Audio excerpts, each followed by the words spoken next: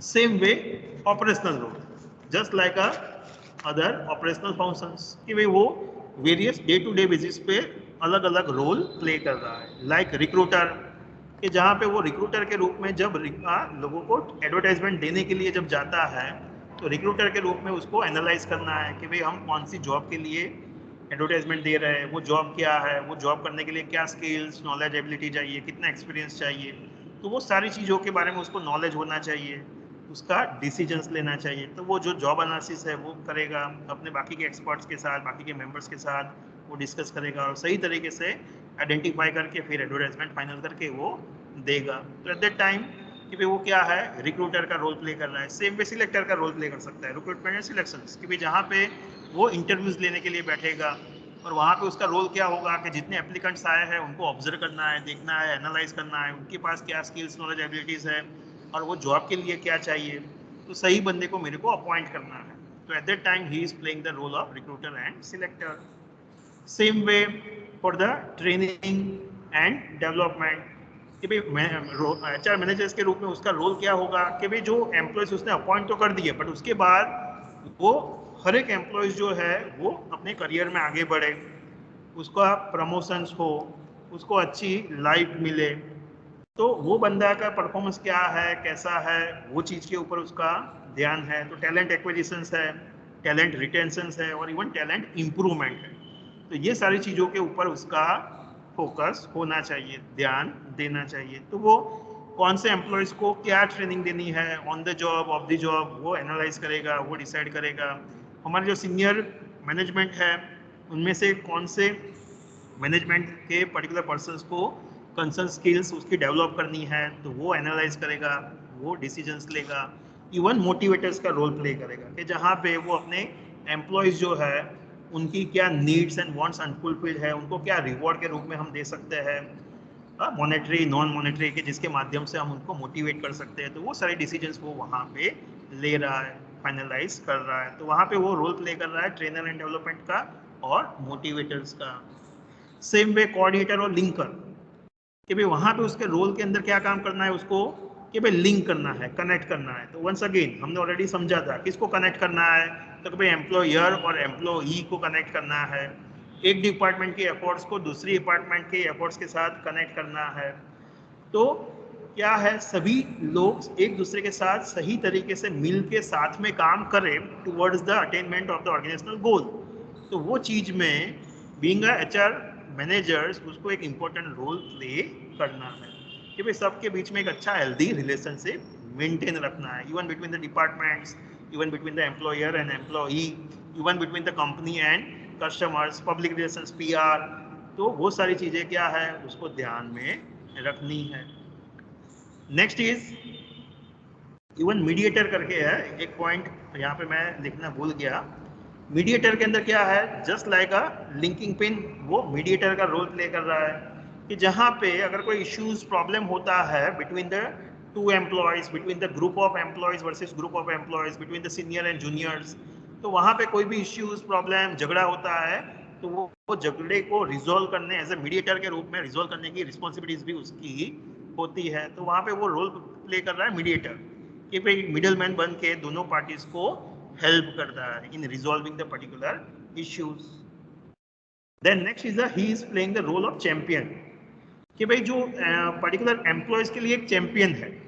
हमारा जो मैनेजर्स है वो एक रोल मॉडल है, एम्प्लॉयज चैंपियन, एम्प्लॉयज का एक रोल मॉडल के रूप में वो बंदा काम कर रहा है।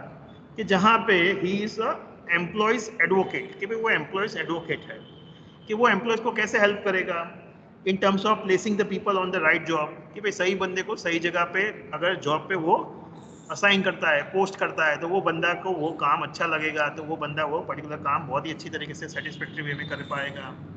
हाँ, charting a suitable career path for the each employees, कि भाई हर एक एम्प्लॉयज को वो हेल्प करेगा कि भाई वो बंदा कौन से करियर में कौन से पर्टिकुलर वे में आगे बढ़ सकता है, 2 साल के बाद क्या होगा, 5 साल के बाद क्या होगा। तो हर एक एम्प्लॉयज को अपने करियर के बारे में वो इन्फॉर्म करेगा, हेल्प करेगा। रिवॉर्डिंग द गुड परफॉर्मेंस, कि भाई वो हमेशा जो एम्प्लॉयज अच्छा काम करते हैं उनको रिवॉर्ड देता है, रिकॉग्नाइज करता है, कि जिसके माध्यम से वो उसको मोटिवेट कर सके। वो उनकी जो इश्यूज है, प्रॉब्लम्स है, उसको रिजॉल्व करता है। तो एम्प्लॉयज़ की जो डिफिकल्टीज है, इश्यूज है, प्रॉब्लम्स है between employee versus group of employees versus group of employees, तो उसके इश्यूज, प्रॉब्लम्स, डिस्प्यूट्स को वो रिजॉल्व करने में हमेशा तत्पर रहता है, हेल्प करता है। Adopting the family and friendly policies, कि वे कंपनी के अंदर जो पॉलिसीज बिल्डअप करता है, तो इवन उसके टाइम पे वो ध्यान रखता है कि जो पॉलिसीज है वो ओनली एम्प्लॉयर पर्सपेक्टिव से नहीं होनी चाहिए, इवन एम्प्लॉई पर्सपेक्टिव से भी होनी चाहिए। तो वो एम्प्लॉय जो पॉलिसीज का रूल्स रेगुलेशंस बिल्डअप करता है, तो उस टाइम पे वो सब लोगों का ध्यान रखता है। इवन एम्प्लॉयज़ का भी ध्यान रखना है कि भाई वो मेरे फैमिली जैसे है, वो मेरे फ्रेंड्स है, उनके साथ इनजस्टिस नहीं होनी चाहिए। तो उस हिसाब से वो इवन वेरियस पॉलिसीज बिल्डअप करता है। Ensuring the fair and equitable treatment, कि भाई वर्क प्लेस पे सब लोगों को सेम ट्रीटमेंट मिले, कोई बायसनेस ना हो, कोई पावर एंड पॉलिटिक्स ना हो, तो उस चीज़ का वो ध्यान रखता है। Striking the balance between the employees expectations and organisational requirement, कि भाई एक तरफ एम्प्लॉय है, उनकी एक्सपेक्टेशंस है कि भाई उनको अच्छी वर्किंग कंडीशंस मिलनी चाहिए, अच्छी सैलरी मिलनी चाहिए, अच्छे अलाउंसेस मिलने चाहिए। दूसरी तरफ ऑर्गेनाइजेशंस की रिक्वायरमेंट है, एज अ कंपनी वो चाहती है कि भाई कंपनी के अंदर प्रॉफिट हो, कंपनी आगे बढ़े। तो वो दोनों को साथ में लेके, दोनों के जो गोल्स है उसको इंटीग्रेट करके लोगों को साथ में लेके आगे बढ़ना पसंद करता है, लोगों को लेके साथ में चलता है। Representing the workers problems and concerns to the management, कि भाई even as a role model उसका काम क्या है कि जो एम्प्लॉयज को इश्यूज प्रॉब्लम्स है तो वो मैनेजमेंट के सामने ले जाना है, मैनेजमेंट के साथ वो डिस्कस करना है, सो दैट कि भाई जो प्रॉब्लम्स है वो जल्द से जल्द रिजॉल्व हो सके। तो इस हिसाब से इवन वो एम्प्लॉयज चैंपियन है, एम्प्लॉयज का एक रोल मॉडल्स है, एम्प्लॉयज का एडवोकेट है, कि जो एम्प्लॉयज के लिए हमेशा काम करता रहता है। तो ये एम्प्लॉयज चैंपियन किसका पार्ट है? ऑपरेशनल रोल का पार्ट है। तो फर्स्ट रोल क्या हुआ? एडमिनिस्ट्रेटर का रोल हुआ कि जहाँ पे वो वेरियस एडमिनिस्ट्रेटिव एक्टिविटीज करता है। ऑपरेशनल रोल्स हुआ कि जहाँ पे वो क्या है, डे टू डे बेसिस की वेरियस एक्टिविटीज जो है उसको परफॉर्म करने के लिए डिफरेंट डिफरेंट तरीके से बिहेव करेगा, एक्ट करेगा। And the last one will be the strategic role, कि जहाँ पे क्या है, being a HR manager he suppose to act as a change agent और एज अ स्ट्रेटेजिक पार्टनर। तो स्ट्रेटेजी क्या होती है? तो स्ट्रेटेजी इज जस्ट लाइक क्या है, rules regulations planning.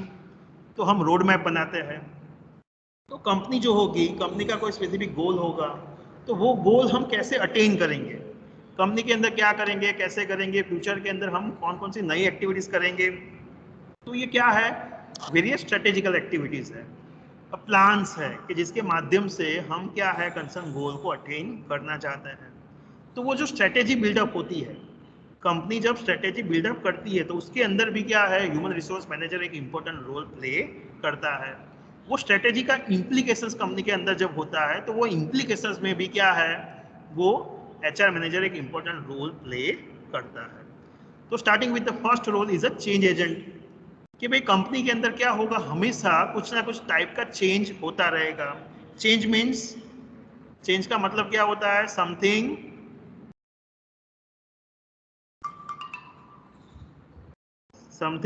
New, something different, तो उसको क्या कहते हैं? चेंज कहते हैं। तो कंपनी के अंदर डेफिनेटली सर्टेन चेंजेस आते रहेंगे, कुछ ना कुछ इश्यू, नया चेंज आता रहेगा in terms of technology, in terms of market requirements, demand requirements, in terms of competitors. तो ये क्या है, कुछ ना कुछ हमेशा मार्केट के अंदर, कंपनी के अंदर, टेक्नोलॉजी के अंदर, गवर्नमेंट के अंदर, लीगल फ्रेमवर्क के अंदर कुछ ना कुछ चेंजेस होता रहेगा।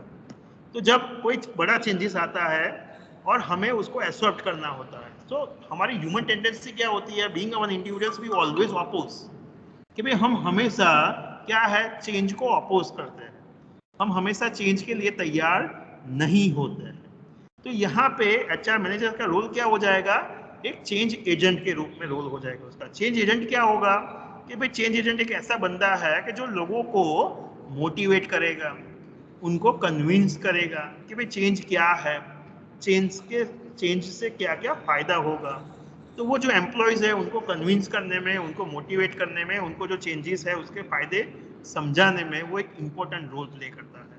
तो एज अ चेंज एजेंट वो क्या है, कंपनी के अंदर नए नए चेंजेस लाने में और इवन उसको इम्प्लीमेंट करने में वो बंदा एक इम्पोर्टेंट रोल प्ले कर रहा है. So he is just playing the role of as a strategic partner कि भाई कंपनी के अंदर जो टॉप एग्जीक्यूटिव्स है, टॉप मैनेजमेंट है, तो वो वेरियस स्ट्रेटेजीज बनाती है कि भाई कंपनी अभी करंटली कहाँ पे है, 5 साल के बाद हम कंपनी को कहाँ पे ले जाना चाहते हैं, हम कैसे ले जाएंगे, हमारा आगे का रोड मैप क्या होगा, हमारी नई प्लानिंग क्या होगी, हमारा गोल क्या होगा, गोल को अटेन करने के लिए हम क्या करेंगे. तो even at that time the human resource manager play the role of partner. तो वहाँ पे वो स्ट्रेटेजीज बिल्डअप करने में वो क्या है, एक इम्पोर्टेंट रोल प्ले कर रहा है. वो स्ट्रेटेजी को इम्प्लीमेंट करने में वो बंदा एक अपना इम्पोर्टेंट रोल प्ले कर रहा है. So even here we can say that कि वो स्ट्रेटेजिकल रोल्स भी प्ले कर रहा है. तो ऑर्गेनाइजेशंस के अंदर जो एडमिनिस्ट्रेटिव टास्क है, उसका एडमिनिस्ट्रेटिव रोल जो है, तो वो क्या होता है, वो मेजोरिटी उसकी एक्टिविटीज एडमिनिस्ट्रेटिव रिलेटेड होती है. तो we can say that 60% of his activities are in administrative in nature. Operational activities जो होती है उसकी फॉर एग्जांपल 30% के आसपास उसकी एक्टिविटीज वहाँ पे ऑपरेशनल होती है. और ये जो स्ट्रेटेजिक एक्टिविटीज होती है दैट इज ओनली अबाउट 10%, कि 10% के आसपास उसका स्ट्रेटेजिकल एक्टिविटीज के अंदर कॉन्ट्रीब्यूशंस होगा. बट उसकी अगर वैल्यू पर्सपेक्टिव से बात करें, कंपनी पर्सपेक्टिव से बात करें, तो ये जो स्ट्रेटेजिकल उसका कॉन्ट्रीब्यूशंस होगा that is going to add the values just like for example 60%, कि उसका कॉन्ट्रीब्यूशन 10% है, बस स्ट्रेटेजिकल आउटपुट में उसका कॉन्ट्रीब्यूशन 60% हो जाएगा. मतलब वो हाईएस्ट क्या है, स्ट्रेटेजी बिल्डअप और इम्प्लीमेंटेशन में वो कॉन्ट्रीब्यूशंस दे रहा है, उसका इम्पोर्टेंस है. So in this way the managers जो है वो क्या है, 3 प्रकार के मेन रोल प्ले करता है, administrative, operational or strategic. So these are the 3 roles which he is supposed to play at the